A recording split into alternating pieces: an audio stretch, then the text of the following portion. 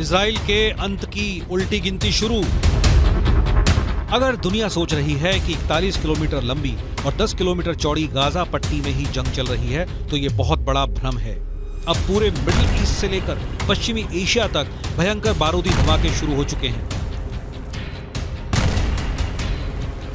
Israel Gaza से लेकर Lebanon तक और लेबनान से लेकर सीरिया तक 6 फ्रंट पर जंग करने का दावा कर रहा है, जबकि हमास, हिजबुल्लाह और अब ईरान दावा कर रहे हैं कि उनके लड़ाके इजराइल से तब तक जंग करेंगे जब तक कि इजराइल का वजूद खत्म नहीं हो जाता।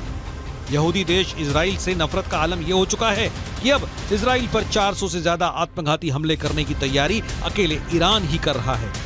ईरान ऐसा क्यों कर रहा है, इसे जरा समझ लीजिए। ईरान के दावों के मुताबिक इस्लामिक रिवॉल्यूशनरी गार्ड कॉर्प्स के ब्रिगेडियर जनरल सैयद रजी मोसावी को इजराइल ने सीरिया में मार डाला है। दावों के मुताबिक मोसावी को हवाई हमले में इजराइल ने मारा है। इधर मिडिल ईस्ट से जुड़े जानकारों के मुताबिक ईरान के ब्रिगेडियर जनरल सैयद रजी मोसावा के मारे जाने से पूरे मिडिल ईस्ट और पश्चिम एशिया में बहुत बड़ी जंग शुरू होने वाली है। ब्रिगेडियर जनरल की मौत, ईरान का बारूदी बदला। ईरान के राष्ट्रपति इब्राहिम रईसी ने साफ कहा कि सीरिया में हवाई हमले में ब्रिगेडियर जनरल रजी मोसावी को मारने के लिए इजराइल को भारी कीमत चुकानी पड़ेगी। ईरानी राष्ट्रपति ने साफ कहा, बिना कोई शक के ये कार्रवाई क्षेत्र में कब्जा करने वाले ज़ायोनी शासन यानी इजराइल की हताशा, असहायता और अक्षमता का एक और संकेत है। ईरानी कमांडर सैयद रजी मोसावा की सीरिया में हत्या के बाद पूरे ईरान में जबरदस्त आक्रोश है। ईरान के विदेश मंत्री ने इजराइल को तबाह करने तक की धमकी दे दी है। मोसावी की हत्या को लेकर ईरान में जगह जगह प्रदर्शन हो रहा है। इजरायली स्ट्राइक से भड़के ईरान ने अब बदले की योजना बनाई है।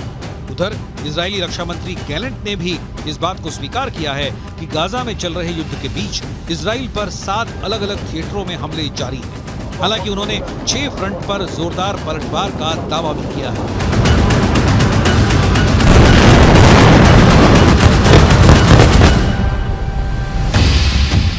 अब सवाल उठता है, आखिर इजराइल ने सीरिया में घुसकर ईरानी कमांडर ब्रिगेडियर जनरल सैयद रजी मोसावी को क्यों मार डाला?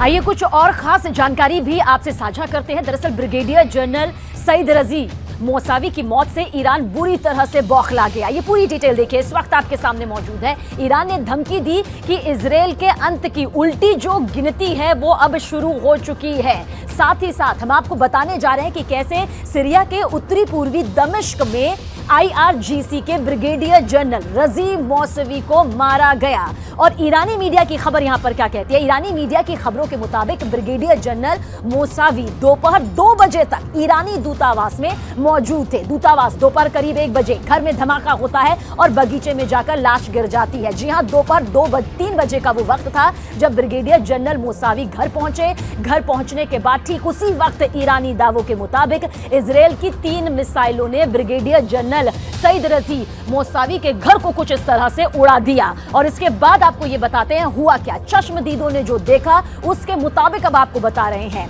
इजरायली मिसाइलों का धमाका इतना जोरदार था, इतना जबरदस्त और खौफनाक था कि ब्रिगेडियर जनरल सैयद रजी मोसावी का शव जो है वो घर से उछलकर कुछ इस तरह से बगीचे में जा गिरा। सोचकर ही रोंगटे खड़े हो जाते हैं, दहशत भर जाती है और उनका पूरा घर देखिए किस तरह से तबाह यहां पर हो जाता है। हम बात कर रहे हैं उत्तर पूर्वी दमिश्क सीरिया।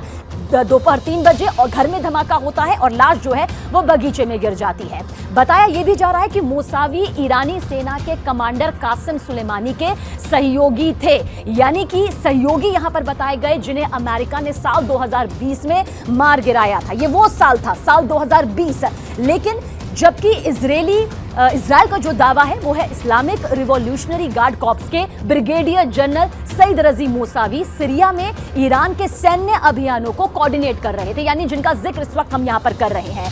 हिजबुल्लाह को हथियार सप्लाई कर रहे थे और हमास की भी पूरी मदद कर रहे थे। इजराइल का भी यह दावा है कि मोसावी लगातार इजराइल पर हिजबुल्लाह से हमले यहां पर करवा रहे थे। یک اقدام ناجوانمردانه و برخلاف کنوانسیون‌های بین‌المللی اقدام رژیم صهیونیستی انجام شد که طبیعتاً حق مقابله برای کشور قربانی محفوظ هست و به طور طبیعی پاسخ این جنایت خودش رو در واقع در شرایط مناسب و در زمان مناسب حتما خواهد بود. कुछ दावों के मुताबिक ईरान ने अपने कमांडर मोसावी की हत्या का बदला लेने के लिए इजराइल के खिलाफ एक खतरनाक प्लान बनाया है। ईरान ने फिदायीन हमलों से इजराइल को दहलाने की योजना बनाई है। इसके लिए अफगान लड़ाकों की भर्ती कर रहा है। सूत्रों के मुताबिक अफगान लड़ाके इजराइल पर आत्मघाती हमले करेंगे। गाजा जंग और सीरिया में इजरायली स्ट्राइक से भड़के ईरान का प्लान दुनिया भर में इजरायली ठिकानों को निशाना बनाने का है। ईरान इजराइल में आत्मघाती हमले कर सकता है, इसके लिए उसने खतरनाक प्लानिंग की है। सूत्रों के मुताबिक जनरल हामिद अब्दुल्लाही के नेतृत्व में ईरान के इस्लामिक रिवॉल्यूशनरी गार्ड कॉर्प्स आर पार की जंग की तैयारी कर रहे हैं। सूत्रों के दावों के मुताबिक IRGS के कुद्स फोर्स की यूनिट 400 इजरायली ठिकानों को चिन्हित कर चुकी है, जहां पर आत्मघाती हमले की योजना है। इसके लिए अफगान लड़ाकों की बाकायदा भर्ती भी जारी है। अपने समर्थक समूहों के खिलाफ इजराइल और अमेरिकी स्ट्राइक से बौखलाए ईरान ने आक्रामक रुख अख्तियार कर लिया है। साल 2020 में ईरान के टॉप कमांडर कासिम सुलेमानी को अमेरिका ने इसी तरह से हवाई हमले में मार डाला था। ठीक उसी तरह से इजराइल ने ब्रिगेडियर जनरल मोसावी को मार डाला है। ईरान के विदेश मंत्री ने इजराइल की उल्टी गिनती का दावा करना शुरू कर दिया है। ब्रिगेडियर जनरल सैयद रजी मोसावी की शहादत पर मैं ईरान और सीरिया दोनों देशों के प्रति अपनी हार्दिक संवेदना व्यक्त करता हूं। इस सम्माननीय शहीद ने आतंकवादियों के खिलाफ ईरान और क्षेत्र की सुरक्षा सुनिश्चित करने के लिए शहीद हज कासिम सुलेमानी के साथ कई वर्षों तक बहादुरी से लड़ाई लड़ी। अब तेल अवीव की एक कठिन उल्टी गिनती शुरू हो चुकी है। गाजा में भले ही इजरायली सेना ने बढ़त बना रखी हो, लेकिन इजराइल के पीएम नेतन्याहू को भी मानना पड़ा कि गाजा युद्ध में इजरायली सैनिक काफी संख्या में मारे गए हैं, जो हालात को और बदतर बना रहे हैं। ये हालात अब मिडिल ईस्ट से लेकर पश्चिमी एशिया तक खराब हो चुके हैं, क्योंकि हूथी और ईरान समर्थित कताइब हिजबुल्लाह लड़ाकों ने इजराइल और अमेरिकी सैन्य अड्डों पर एक साथ हमले शुरू कर दिए हैं। पहले आप ये जान लीजिए कि हूथी और ईरान समर्थित लड़ाकों ने अमेरिका पर कहां-कहां हमला किया है।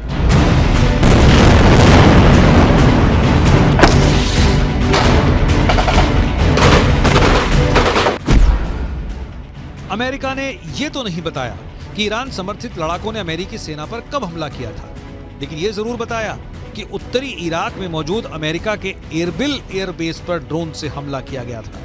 अमेरिकी रक्षा सचिव लॉयड ऑस्टिन के मुताबिक इराक में अमेरिका सैनिकों पर यह हमला ईरान समर्थित कताइब हिजबुल्लाह के लड़ाकों ने किया था।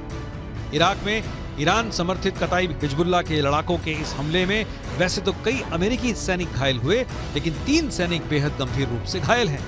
कताइब हिजबुल्लाह ने अमेरिकी सैनिकों पर ड्रोन से हमले कैसे किए, इसकी जानकारी नहीं दी गई और न ही घायल अमेरिकी सैनिकों के नाम बताए गए। इराक में कताइब हिजबुल्लाह के हमलों से अमेरिका बौखला गया है।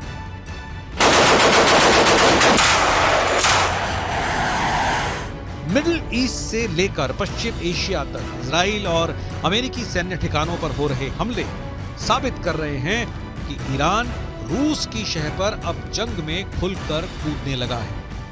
हूथी चुन चुनकर समंदर में इजराइल और अमेरिकी जहाजों और टैंकरों पर हमले कर रहा है। यही वजह है कि अब अमेरिका ने ईरान के कताइब हिजबुल्लाह के लड़ाकों पर ऐसा भीषण हमला किया है, जिसकी वजह पश्चिम एशिया में जंग तेज होने के दावे किए जाने लगे हैं। हम आपको बताते हैं कि अमेरिका ने ईरान के कताइब हिजबुल्लाह लड़ाकों पर जोरदार एयर स्ट्राइक की है। जरा देखिए कैसे।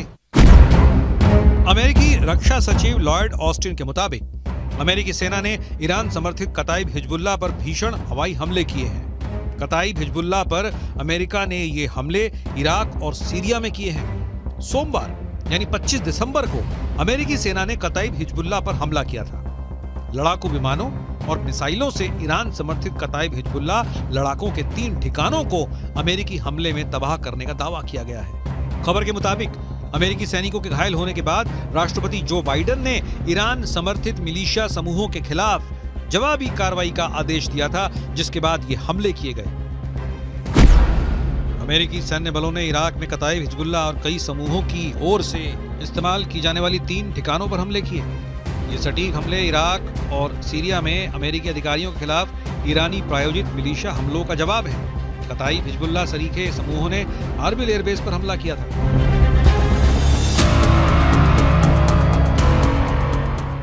इजराइल और अमेरिका इस वक्त मिडिल ईस्ट और पश्चिमी एशिया में डबल युद्ध से जूझ रहे हैं। पीएम नेतन्याहू को लग रहा था कि हमास युद्ध विराम इजराइल की शर्तों पर जरूर करेगा, लेकिन अब खबर आ रही है कि हमास के टॉप कमांडर्स ने साफ दावा कर दिया है कि हमास सीज फायर नहीं करेगा और न ही कोई समझौता। वो आखिरी दम तक जंग करेगा। गाजा पट्टी में इस वक्त उत्तरी गाजा से ज्यादा भीषण जंग दक्षिणी गाजा में चल रही है। हालात ये हो गए हैं कि इजराइल और हमास की जंग थमने की एक और उम्मीद को बड़ा झटका लगा है। 24 दिसंबर को इजरायली मीडिया रिपोर्ट्स में दावा किया गया कि हमास और इस्लामिक जिहाद आतंकी संगठनों ने इजिप्ट या कहें मिस्र के उस प्रस्ताव को ठुकरा दिया है जिसमें कहा गया था कि अगर ये दोनों संगठन गाजा की हुकूमत किसी तीसरी ताकत को सौंप देते हैं तो इजराइल परमानेंट सीज फायर कर देगा। लेकिन हमास के टॉप कमांडर्स ने इस प्रस्ताव को पूरी तरह से खारिज कर दिया है।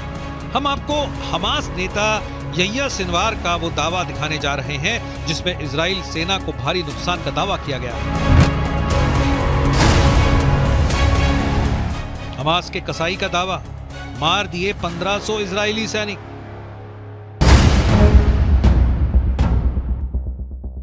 इजराइल की मीडिया रिपोर्ट के मुताबिक हमास के टॉप नेता और कमांडर यहिया सिनवार ने दावा भी किया कि हमास की सैन्य शाखा अल कसम ब्रिगेड ने 5000 से अधिक इजरायली सैनिकों को निशाना बनाया और उनमें से करीब 1500 इजरायली सैनिकों को मार डाला है। हालांकि ऐसा कोई आंकड़ा इजराइल की ओर से जारी नहीं किया गया है। हमास नेता सिनवार ने इजरायली सैन्य उपकरणों को नष्ट करने की संख्या के बारे में भी बढ़ा चढ़ाकर दावा करते हुए कहा कि हमास ने 750 इजरायली सैन्य वाहनों को तबाह कर दिया है। सिनवार ने इजराइल का जिक्र करते हुए कहा कि उसके कब्जे को मान लेने की शर्तों पर कभी समझौता नहीं होगा और न ही हमास कभी सरेंडर करेगा।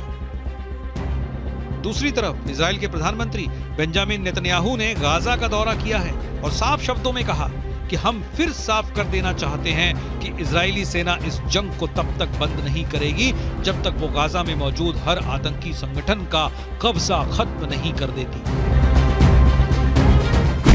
אמש שוחחתי שוב עם הנשיא ביידן. אני מעריך את עמדתה האיתנה של ארצות הברית במועצת הביטחון, עמדה שתומכת במאמץ המלחמתי שלנו. אמרתי אתמול לנשיא ביידן שאנחנו נילחם עד לניצחון המוחלט. ייקח כמה זמן שזה ייקח. हालांकि इजराइल के भीषण हमलों से गाजा लगभग तबाह हो चुका है। जरा देखिए फलस्तीनी किस हालात में पहुंच चुके हैं। इजराइल के ऑपरेशन स्वॉर्ड ऑफ आयरन के तहत इजराइल ने सबसे ज्यादा भीषण हमले उत्तरी गाजा में किए हैं। साल 2023 में गाजा पट्टी में हुए इजरायली हमलों में अब तक 1 लाख से ज्यादा इमारतें गाजा में तबाह हो चुकी हैं। उत्तरी गाजा की लगभग 11 लाख की आबादी में से 85% फलस्तीनी हमास समर्थक भाग चुके हैं। ज्यादातर फलस्तीनी उत्तरी गाजा से दक्षिणी गाजा की तरफ भागे हैं। इजराइल की IDF का दावा है कि उसने 7 अक्टूबर से अब तक 22,000 से अधिक टारगेट्स पर हमला किया है और उन्हें तबाह कर दिया है। 80 दिनों से ज्यादा की जंग में इजराइल ने हमास के हर उस ठिकाने को तबाह किया है जहां से हमास या तो हमला कर रहा था या फिर उसके लड़ाके छिपे हुए थे। अमेरिकी मीडिया की रिपोर्ट के मुताबिक इजराइल ने दक्षिणी गाजा में भयानक बमबारी शुरू कर दी है। दक्षिणी गाजा में इजरायली वायुसेना 907 किलो के सैकड़ों बम गिरा रही है। एक्सपर्ट्स के मुताबिक अमेरिका ने भी किसी देश के रिहायशी इलाके में इतने बम नहीं गिराए हैं। कुल मिलाकर हमास, हिजबुल्लाह, हूथी और ईरान इजराइल के लिए नासूर बनते जा रहे हैं। अब देखना होगा ईरान अपने कमांडर की मौत का बदला कैसे लेगा।